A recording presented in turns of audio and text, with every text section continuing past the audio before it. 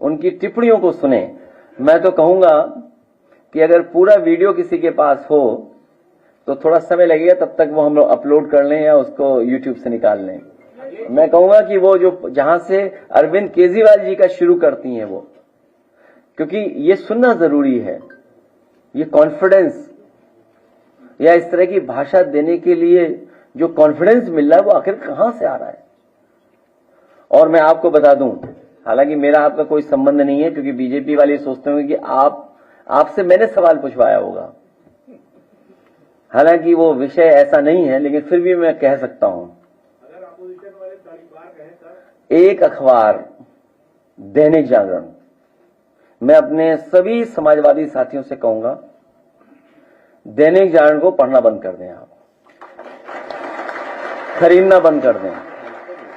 उनके जितना कारोबार है उससे बिल्कुल अपने आप को जोड़े नहीं, दूर कर लें। आप इस तरह से बोल रहे हैं अभी सुन लो बेटा, क्योंकि तुम नए हो, और नया मैं इसलिए बोल रहा हूं क्योंकि पत्रकार साथी 8 बजे कोई सो के नहीं उठता। इनको जगाया गया था मेरे घर पहुंचाने के लिए। और एक और व्यक्ति है, अमरोहा का है कि मुरादाबाद का है, पत्रकार साथी जानते होंगे उसका नाम, मैं नाम स्लिप कर रहा हूं। वो दैनिक जागरण, और एक आईएएस अधिकारी अवनीश अवस्थी। मुझे कोई संकोच नहीं है, एक आईएएस अधिकारी अवनीश अवस्थी, उनके इशारे पर, मुख्यमंत्री के इशारे पर, ये जो टर्म आज मुख्यमंत्री यूज कर रही है, जो आप सवाल मेरे से पूछे हो, इस सब ने मिलकर के साजिश रची थी। और ये पीडीए परिवार के लिए कोई नई चीज नहीं है, इनको अपमानित होना ही पड़ता है। कोई ऐसा पीडीए परिवार का यहां बैठा ये नहीं कह सकता है कि समाज में कभी न कभी वो अपमानित न हुआ हो। उन्हें अपमानित होना ही पड़ता है। ये हम लोगों की लंबी लड़ाई है। और एक कोई मनु गड़बड़ाए थे, उन्होंने ये व्यवस्था की जिसकी वजह से हमें आज भी अपमानित होना पड़ रहा है। कोई ये मनु महाराज गड़बड़ कर गए जिसकी वजह से आज भी हम लोगों को अपमानित होना पड़ रहा है। और अगर वीडियो आ गया हो तो जरूर दिखाइए। ये चाल, चरित्र और चेहरा भारतीय जनता पार्टी का दिखाई देगा आपको स्क्रीन पर।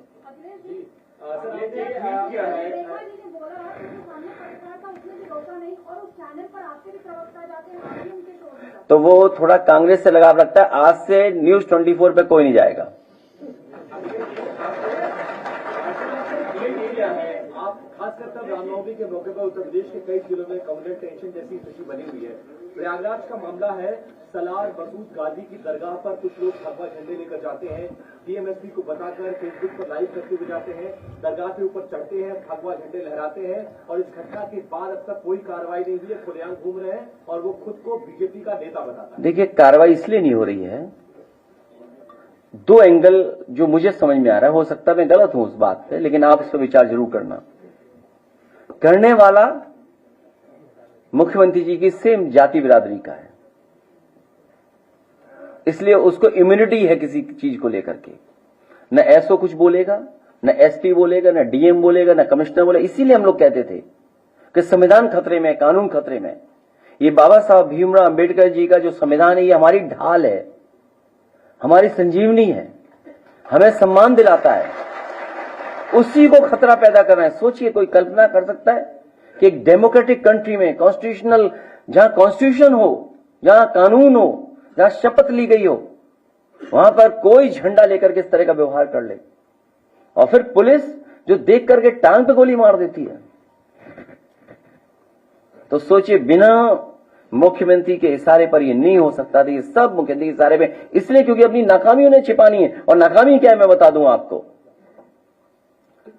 पीडीए, प्रयागराज डेवलपमेंट अथॉरिटी, पिछले 10 साल में प्लॉट जितने भी थे 2-3 लोगों को सब अलॉट कर दिए गए। आप पता करवा लीजिए। मंत्री तो सब ले लिया है। वीडियो आ गया। अब सुनिए, चाल, चरित्र और चेहरा। अब आप देखिए, आवाज तेज कर देना।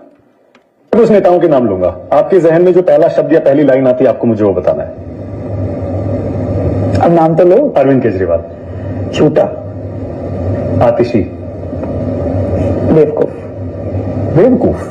उनको यही नहीं पता कि वो कहाँ जा रही है। जनता ने उनको मौका दिया है, दोबारा जीत के आई है। शांति से अपना काम करो ना, जीवन करो। काहे केजरीवाल की राह पे चल रही है? भगवंत मान। No comment. राहुल गांधी। ये भी उसी कैटेगरी में है। मतलब राहुल गांधी तो लीडर है ही नहीं। 99 सीट आई है इस बार।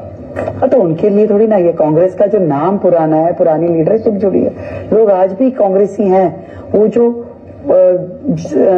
जिसे स्वतंत्रता के संग्राम से जुड़े हुए लोग हैं, उनको आज भी सब कांग्रेसी हैं, क्योंकि तब कोई और पार्टी होती नहीं थी। ओके। प्रियंका गांधी। प्रियंका गांधी सो मतलब good for nothing. Kanhaiya Kumar. हाँ, देश तोड़ो, नरेंद्र मोदी। देश जोड़ो। देश जोड़ो।